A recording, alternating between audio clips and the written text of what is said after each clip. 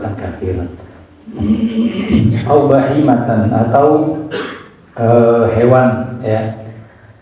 Au jamadan atau benda padat atau benda mati. Au syakhsun bi'ainihi atau dia mencela seseorang tapi saksiahnya, orangnya. Kalau mencaci sifat nggak masalah. Kalau mencaci jasad, zahir ini nggak boleh. Seperti contohnya, ada mungkin Allah ciptakan hewan yang kita hukumi dengan najis mughalladhah yang berupa babi ataupun anjing. Memang dari sisi kacamata syariat hal itu najis dalam pandangan kita, tapi bukan berarti kita boleh untuk mencelanya karena itu adalah ciptaan dari Allah Subhanahu wa taala. Bahkan disebutkan kalau orang benci sama orang lain itu enggak boleh. Tapi kalau orang itu benci sama orang lain karena perbuatannya itu yang boleh. Kita enggak membenci orang meskipun itu kafir. Ya. Wa in kana kafiran. Coba lihat, meskipun itu orang kafir. Kenapa? Karena yang kita benci bukan orangnya, tapi yang kita benci adalah sifatnya. Habib Ali Jufri, Ali bin Abdurrahman Al-Jufri punya kitab namanya Al-Insaniyah Qabla Tadayyun, memanusiakan orang sebelum beragama.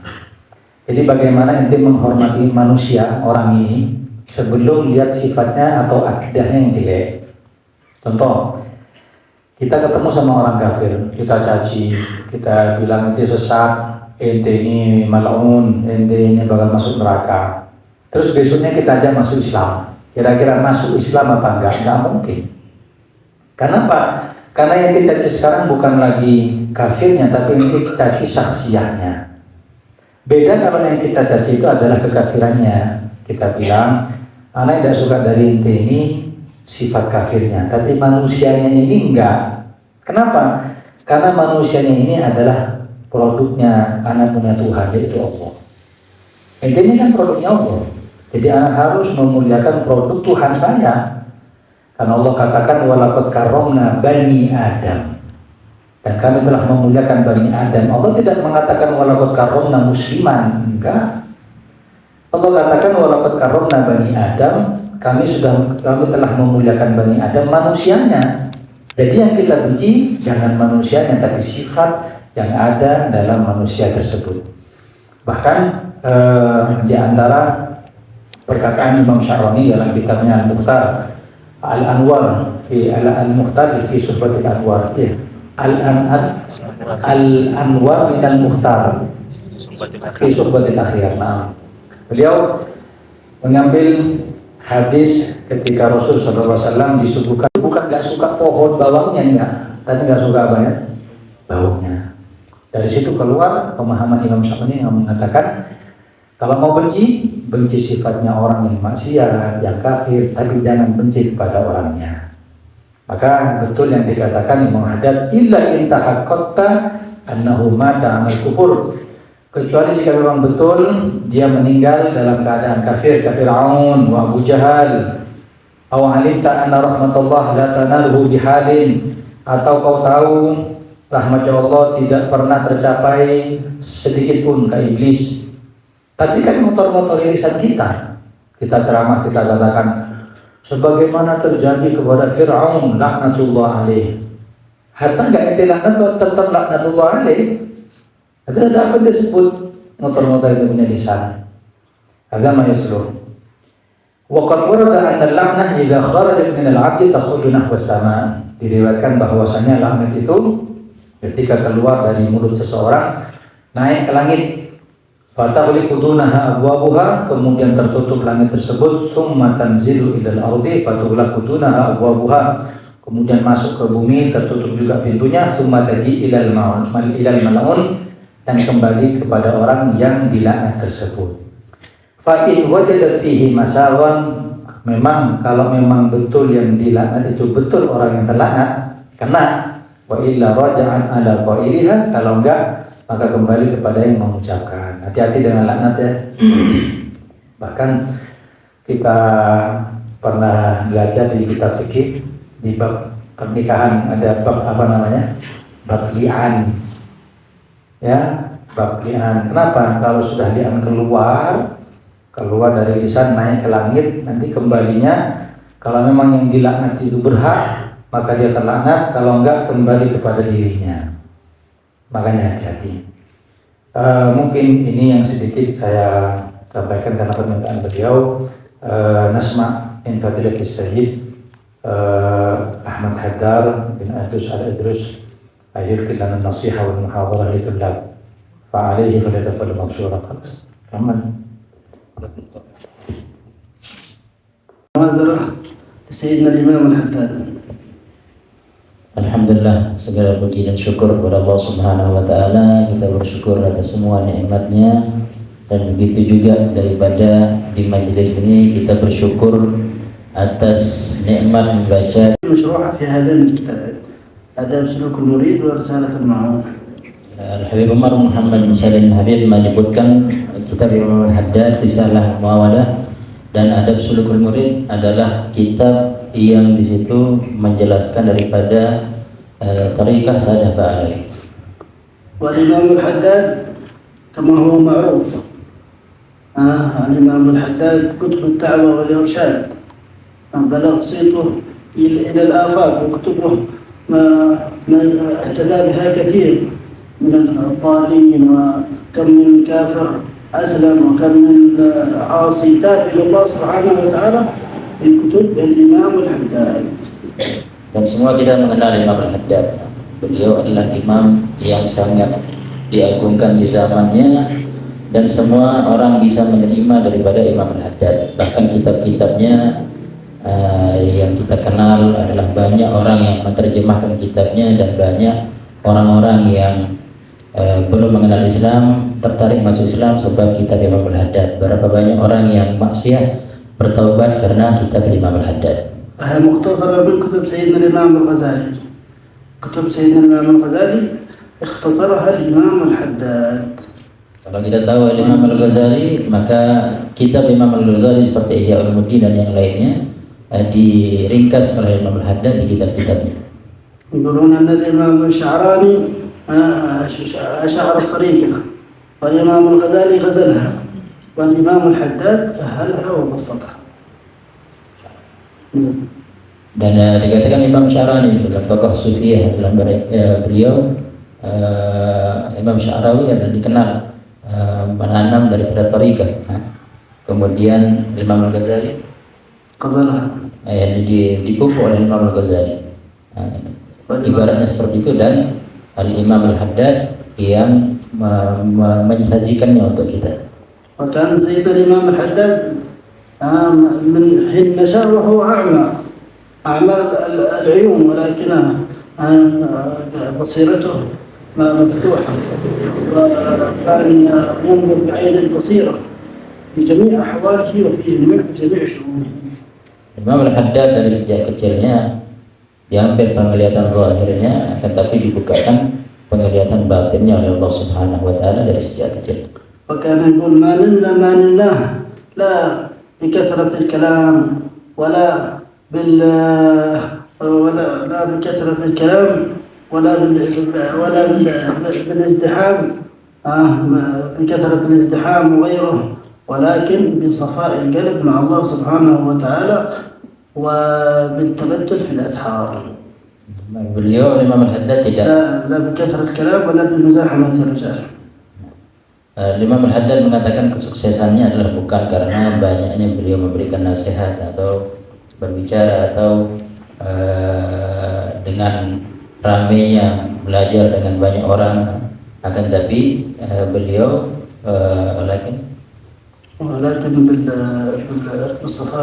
dengan membersihkan hati, dengan kebersihan hati, dan itu didapatkan juga dengan bagaimana menghidupkan malam-malam bermohon kepada Allah Subhanahu wa taala untuk mendapatkan hati yang bersih. كان يقول ما من سنة سنها النبي صلى الله عليه وآله وصحبه وسلم إلا وأرجو أني قد عملت بها من شدة متابعته للنبي صلى الله عليه وسلم. Nah, daripada Imam Al-Haddad sangat mengikuti cara hidupnya Rasulullah SAW, dan beliau berusaha dalam kehidupannya meniru cara hidupnya baginda Rasulullah SAW. كان يقول كانت لنا اليد من سيدنا العيدروس ومن ثم انتقلت اليد إلى سيدنا الفقيه المقدم ثم انتقلت اليد إلى سيدنا محمد صاحب مرباط والآن قال والآن اليد لنا من النبي صلى الله عليه وصحبه وسلم. Sebagian salaf mengatakan kami mengambil daripada cara hidupnya Rasulullah SAW dari Al-Faqih Al-Muqaddam, kemudian Muhammad Al-Baqir dan terus ke atas. Akan tapi Imam Al-Haddad langsung mengambil daripada baginda Rasulullah SAW. وكان يقول الحبيب علوي بن شهاب ان الحبيب علوي هذا تمسك بالحيد الأكبر من النبي صلى الله عليه وسلم. Sayyidina Habib Ali bin Shihab. Habib Ali bin Shihab mengatakan ini adalah Imam Al-Haddad yang memang benar-benar memegang langsung daripada Rasulullah SAW. جابته والدته عن سيدنا العيدروس عند القبر قالت له هذا ابني أعمى إذا ما يكون من العلماء ومن العارفين ومن المتقين ولا أخذه مع برهانه. كانت له العناية حتى كان إذا أراد أن يذهب إذا رجع من المعلمة يركع في علوي أو مسجد مقالد 100 أو 200 ركعة. Dalam riwayat Imam Al-Haddad juga punya pandangan khusus, pendidikan khusus dari barzah dari Imam Al-Idrus. Bahkan ibunya sering mengeluh ke kubahnya Sayyidina Idrus Al-Akbar, mengatakan ini kalau tidak anakku ini yang buta sejak kecil, kalau dia tidak menjadi orang alim, menjadi ulama, ambil sudah, diserahkan ke Zambar sudah, tidak usah hidup bahasanya kalau tapi beliau mendapatkan riayah, mendapatkan kepedulian khusus dari Sayyidina Idrus. Bahkan beliau setelah menjadi alim, beliau tidak kurang sholat di Masjid Ba'alawi kemudian atau Masjid Maqalid 100 rakaat setiap waktu duha. عرض له حال سيدنا الجيلاني عبد القادر الجيلاني قال أريد أصرفه إلى أحمد بزان تلميذ أحمد بزان حبشي بما مناني به العيدروس. Kan beliau dikasihkan makam, akan diberikan makamnya Syekh Abdul Qadir Jilani. Akan diberikan Imam Al-Haddad makamnya Syekh Abdul Qadir Jilani, tapi beliau menolaknya karena beliau sudah full, ibarat gelas sudah penuh, mau dituangkan makam lagi sudah tidak ada tempatnya. Maka beliau memindahkan makamnya Syekh Abdul Qadir Jilani kepada muridnya itu Imam Ahmad bin Zaid Al-Habsyi. وهكذا شوف انتم تقرون في كتبه الواحد يستشعر انه يقرا كتب منه عارف بالله. قالوا عندما كبر الامام الحداد انشق الجدار من تكبيره، وكان يقول اذا خرجنا الى الصلاه او رايتمونا نخرج الى الصلاه ما حد يكلمنا، لان اخرج بجمعيه على الله، جمعيه مع الله سبحانه وتعالى خروجي الى الصلاه. هذا عندما كبر انشق الجدار من تكبير سيدنا الامام الحداد. Kita kalau baca kitab Imam Al-Haddad ini kita harus sadar diri, yang kita baca ini kitab seorang yang dimuliakan oleh Allah Subhanahu wa Ta'ala, karena beliau sangat juga mendapatkan kemuliaan tersebut karena memuliakan Allah Subhanahu wa Ta'ala. Salah satu contoh Imam Al-Haddad dalam takbiratul ihram dalam salatnya, karena khusyuknya, karena beliau memuliakan Allah Subhanahu wa Ta'ala di dalam salatnya, maka terkadang dinding daripada mihrabnya itu gemetar, retak, bisa memecahkan daripada takbirnya. Dan beliau mengatakan jangan langsung setelah selesai sholat jangan aku berbicara, aku masih di dalam menghadirkan diriku kepada Allah Subhanahu wa Ta'ala. قالوا كان أحد من العلماء يقول من باي يتكلم ومن باي ينظم ومن باي يشعر. أخذ علينا السابقة الإمام الحداد، كلامه شعره كل شيء مقبول وسهل، ما أحد سبق الإمام الحداد لا في كلامه ولا في شعره ولا في شيء أبدا. Barang siapa yang mau mengambil daripada nasihat-nasihat para aslaf yang terdahulu sebelum Imam Al-Haddad silahkan. Akan tapi untuk kita di zaman ini hendaknya mengambil yang mudah untuk kita pahami. Memang orang-orang terdahulu bisa kita ambil, cuma mungkin dengan keadaan zaman kita yang sekarang ini tidak akan bisa penuh memahaminya. Ambillah Imam Al-Haddad yang benar-benar sangat ringan untuk kita bisa memahami dan mengamalkan apa yang beliau jelaskan di Majmu' Kalamnya, di syair-syairnya dan yang lainnya. الحمد لله ختمنا الكتاب، كتاب رسالة المعاونة. هذا لابد الواحد يظهر نور ما درسه وما تعلمه وما تفهمه من هذا الكتاب، يشرق عليه في أخلاقه، في صفاته، في معاملته، في طلبه للعلم، جده واجتهاده، في كثرة ذكره لله سبحانه وتعالى، في صلاته، في قيامه، في معاملته مع مشايخه، في معاملته مع أقرانه، مع طلبته، كيف تظهر فيها في صفات هذا الكلام وأخلاق هذا الإيمان. Kalau kita sudah membaca ataupun nanti kita mengkhatamkan daripada kitab Imam Al-Haddad ini, maka kita harus perhatikan dan kalau bisa kita mengamalkan apa yang sudah kita dapatkan dari kitab tersebut, dan kita hayati kekurangan dalam apa-apa yang sudah kita dapatkan dari kitab itu dalam keseharian kita, baik itu dalam sholat, baik itu dalam ruku kita, baik itu dalam ibadah-ibadah atau amalan-amalan yang lainnya, untuk kita bisa mengambil daripada sedikit demi sedikit daripada apa yang sudah kita dapatkan. سمعت في كلام من رحمتهم أنهم ما يتكلمون عن أحد ولا يسبون أحد ولا يلعنون أحد، ولكن لأنهم ايش يستشعرون أن هذه مخلوقات الله، أن الله سبحانه وتعالى خلق هذا الجسد. من خلقه؟ الله سبحانه وتعالى. عندما تتكلم على تسب هذا الجسد، سبيت من؟ سبيت الصانع، سبيت الخالق سبحانه وتعالى. كان يذكرون عن سيدنا العدل، كان ولد يريد أن يختبره، قالوا اذهب وهات لي أخس واحد، أخس منك هاته. قال فذهب سيدنا الإمام العدني يريد أحد، قال هذا سهل الاختبار هذا، كان يختبره بيهيئه للمقامات العظيمة.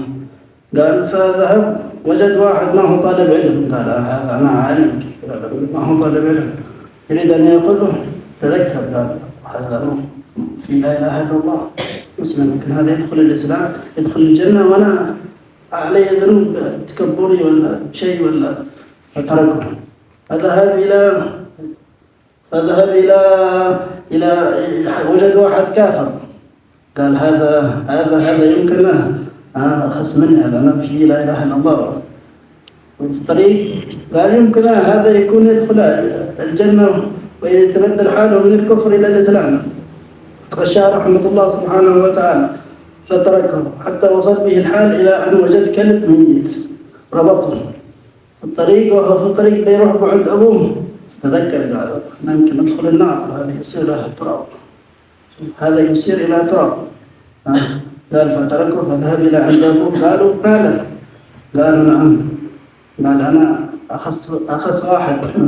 يستشعرون أنه أخس واحد وأنه أقل واحد.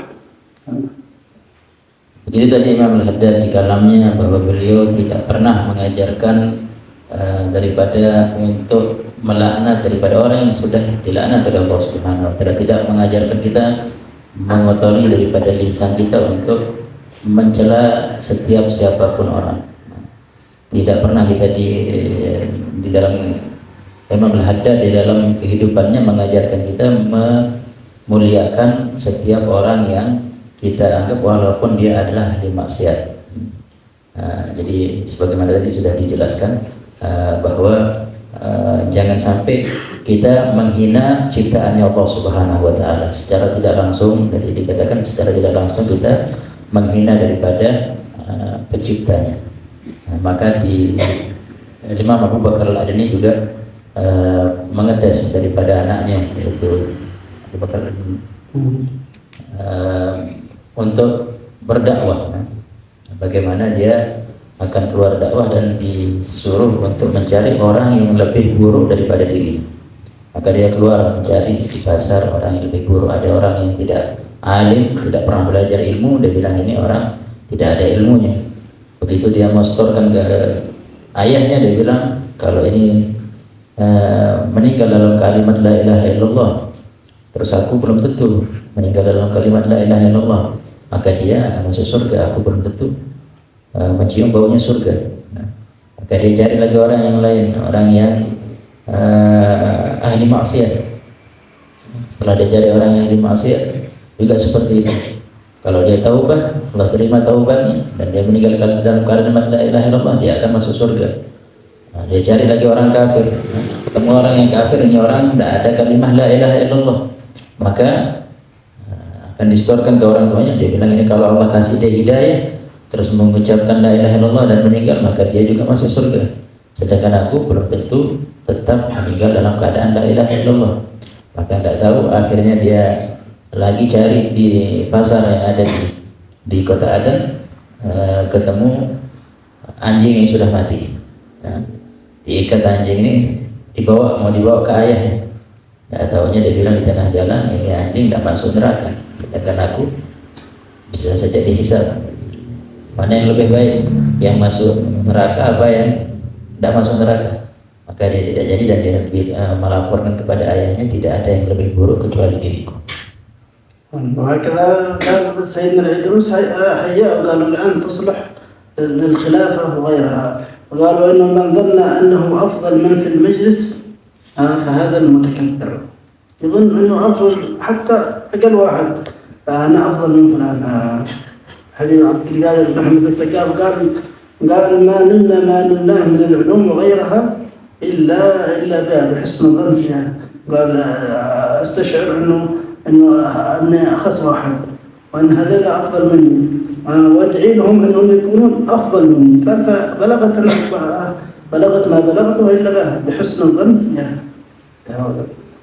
Nah, begitu mereka para aslaf mengajarkan kita bagaimana untuk menganggap orang itu lebih baik daripada diri kita. Nah, bahkan dikatakan oleh Abdul Qadir bin Ahmad Segaf adalah tidak ada penyampai seseorang untuk dekat kepada Allah Subhanahu wa taala kecuali dia dengan prasangkaan baiknya kepada setiap orang yang ditemui. Dia tidak merasa lebih baik daripada orang yang lain. Nah, maka tatkala seseorang itu merasa adalah orang-orang di hadapannya adalah orang yang paling baik, semua orang yang terbaik dan dia yang paling buruk, maka ini adalah yang bisa mendekatkan orang tersebut kepada Allah Subhanahu wa taala.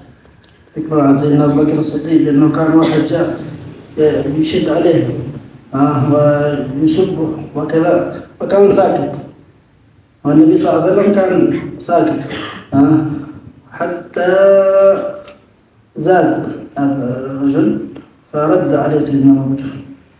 النبي صلى الله عليه وسلم قام استغرب سيدنا ذهب، قالوا نعم كان ملك يرد عليه، وعندما قمت حضر الشيطان، وأنا ما أجلس في مجلس يجلس فيه الشيطان، فقام النبي صلى الله عليه وسلم صحيح. Sayyidina Abu Bakar Siddiq beliau sering dihina oleh orang-orang, mendapatkan cacian, cuma beliau diam, tidak ada komentar, diamkan saja. Karena orang-orang yang menjaga hatinya dia tidak akan berkomentar, tidak terpancing daripada komentar-komentar untuk membalas daripada keburukan. Maka pernah suatu ketika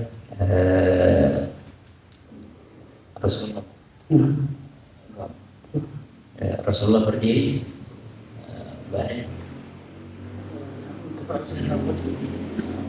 nah setelah melihat Rasulullah berdiri ikut Abu Bakar Siddiq. Kenapa? Karena setiap Rasulullah SAW duduk di suatu majelis tidak ada syaitan yang mengikutinya. Maka Sayyidina Abu Bakar Siddiq mengikuti arah Rasulullah SAW. Nah, kalau Rasulullah pergi bisa saja syaitan juga ikut masuk mengganggu. هكذا سيدنا الشيخ باقر بن سالم قال يأتي إلي البدوي الذي يقول في ملابسه ما يأمنها من جهله ما يتعلم أوصله إلى الله سبحانه وتعالى في لحظة واحدة. Itu juga Sayyidina Syekh Abu Bakar bin Salim adalah karena kedekatannya Sayyidina Syekh Abu Bakar bin Salim. Terkadang ada orang yang tidak memiliki ilmu, tidak paham ilmu, bahkan mungkin sholatnya dengan najis, sarungnya ada najasahnya. karena tidak punya ilmu. Tapi orang-orang yang seperti itu oleh Sayyidina Syekh Abu Bakar bin Salim bisa dijadikan orang yang dekat kepada Allah Subhanahu wa taala dalam sesaat. وهكذا الحمد لله حضرنا معكم في هذا المجلس العظيم في هذا المعهد، معهد الحبيب جمال والحبيب مصطفى، ما شاء الله، الله يبارك فيهم ما شاء الله ويعينهم على ما أقامهم. الواحد منكم تتعاونون على الخير، تكون بينكم محبة وألفة حتى تتعاونون على الخير وعلى العلم، فينتشر على أيديكم الخير الكثير. Alhamdulillah antum dikaruniakan untuk duduk di tempat ini, di pondok di tempat ini oleh bersama Habib Jamal untuk hal bahagia, begitu ya Mustafa, dalam berusaha untuk mendekatkan diri kita kepada Allah Subhanahu wa taala di tempat-tempat seperti ini. Semoga kita mendapatkan keberkahan. من المقاصد الثلاث الحبيب كان ينبه دائما المقاصد الثلاث: العلم والدعوة إلى الله سبحانه وتعالى والتزكية. Sebagaimana juga di tempat ini insyaallah diamalkan sebagaimana arahan dari Sayyidina Umar Muhammad Salim Al-Hafidh dengan maksud yang tiga, yaitu ilmu, kemudian membersihkan jiwa dan dakwah ila Allah. والعلم يريد منكم جهد، ما هو نوم وكسل، لا، العلم يعطه كلك يعطيك بعضه. الله سبحانه وتعالى يقول يرفع الله الذين آمنوا منكم والذين أوتوا العلم درجات. Dan ilmu ini tidak bisa didapatkan dengan santai, bukan ilmu kalau hadir di roha atau di halakoh jangan tidur, jangan ngantuk, tuh ada yang ngantuk. Nah, jadi ilmu mengatakan kalau kita memberikan semua apa yang kita miliki, maka kita mendapatkan sedikit secuil daripada ilmu. Nah, maka ilmu ini membutuhkan daripada pengorbanan. وزكاة العلم الدعوة إلى الله سبحانه وتعالى. زكاة العلم الدعوة إلى الله. العلم يريد له زكاة. إيش زكاته؟ أن تبلغ هذا العلم الذي تعلمته، توصله. لأن كاتم العلم هذا يجنه الله سبحانه وتعالى بلجام من نار، كما ذكر في الحديث معنى الحديث. يريد منكم الدعوة إلى الله سبحانه وتعالى.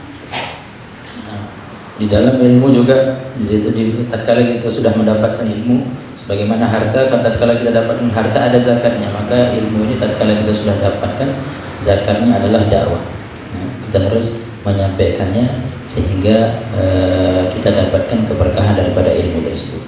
والعلم والدعوة يريد تزكية. كيف بتدعو إلى الله سبحانه وتعالى على نفسك عالية، لكن ما بتدعو إلى الله، تدعو إلى نفسك أنت.